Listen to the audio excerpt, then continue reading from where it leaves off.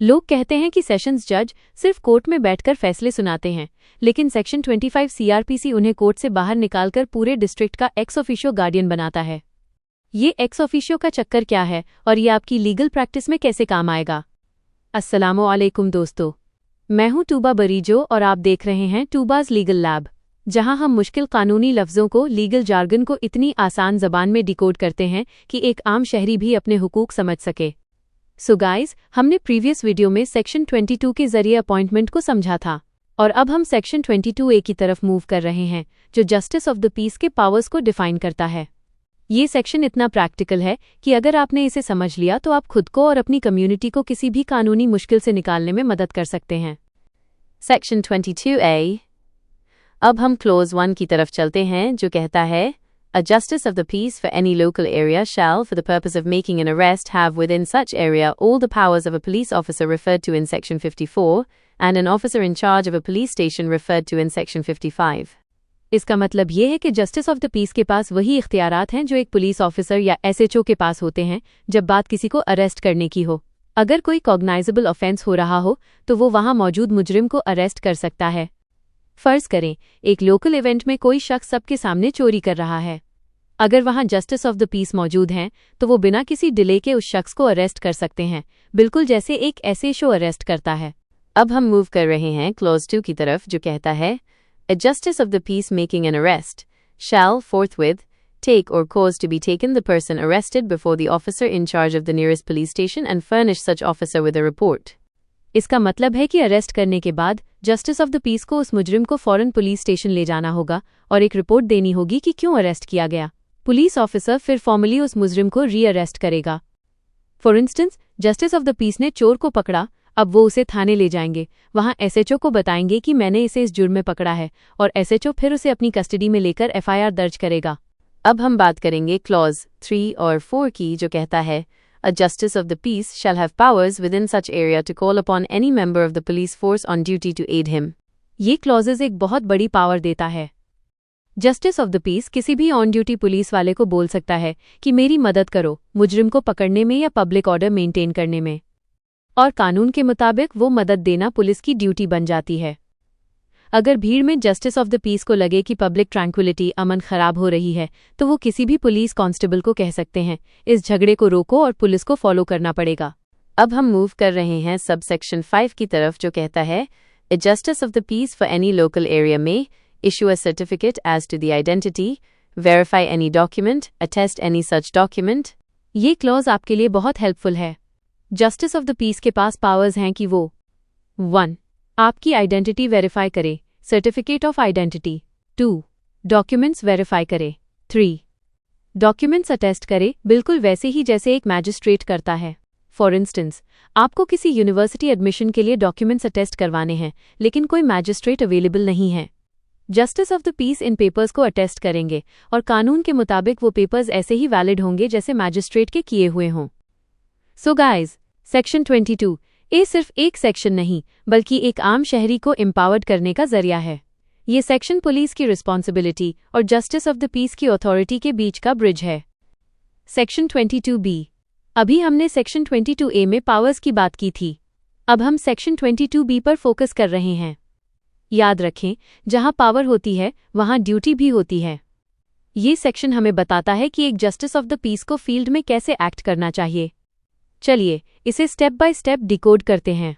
Let's move towards clause A, जो कहता है On receipt of information of the occurrence of any incident involving a breach of the peace or of the commission of any offence within such local area, forthwith make inquiries into the matter and report in writing the result of his inquiries to the nearest magistrate and to officer in charge of the nearest police station.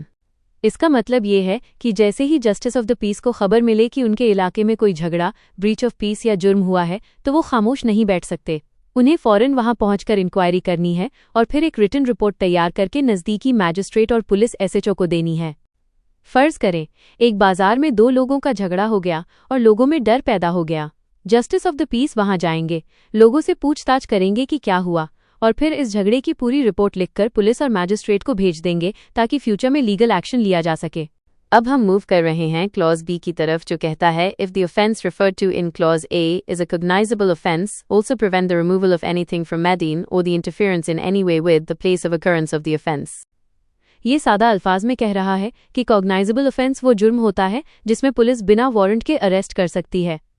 इस clause का मतलब है कि अगर जुर्म संगीन है तो जस्टिस ऑफ द पीस की जिम्मेदारी है कि वो उस जगह क्राइम सीन को सिक्योर करे, कोई वहां की चीज ना हटाए और कोई एविडेंस के साथ छेड़छाड़ ना करे। फॉर इंस्टेंस, अगर किसी जगह कोई चोरी या हाथापाई हुई है तो जस्टिस ऑफ द पीस वहां खड़े होकर लोगों को रोकेंगे कि वो वहां से कोई चीज न उठाएं या उस जगह को खराब न करें जब तक पुलिस इन्वेस्टिगेशन के लिए न पहुंच जाए। अब हम मूव कर रहे हैं क्लॉज एजी की तरफ, जो कहता है when so required in writing by a police officer making an investigation under Chapter 14 in respect of any offence committed within such local area, render all assistance to the police officer, AV record any statement made under expectation of death। Clause C के दो sub clause हैं।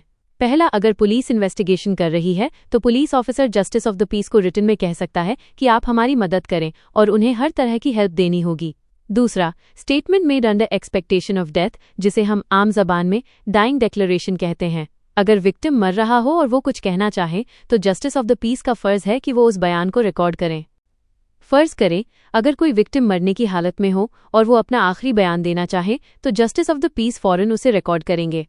ये बयान बाद में अदालत में एक बहुत बड़ा सबूत एविडेंस बनता है, क्योंकि कानून के मुताबिक मरने वाले का झूठ बोलने का चांस बहुत कम होता है।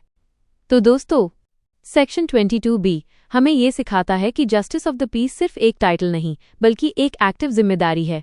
इंक्वायरी से लेकर क्राइम सीन सिक्योर करने तक और डाइंग डिक्लेरेशन रिकॉर्ड करने तक उनका रोल बहुत क्रिटिकल है। मुझे उम्मीद है कि आपको ये एक्सप्लेनेशन पसंद आई होगी। अगर आपको अब तक कुछ भी समझ में आया है तो इट्स हम्बल रिक्वेस्ट कि प्लीज़ सब्सक्राइब करें टूबाज लीगल लैब को, ताकि मुझे मोटिवेशन मिले आपके लिए मजीद ऐसी ही इन्फॉर्मेटिव वीडियोस बनाने के लिए।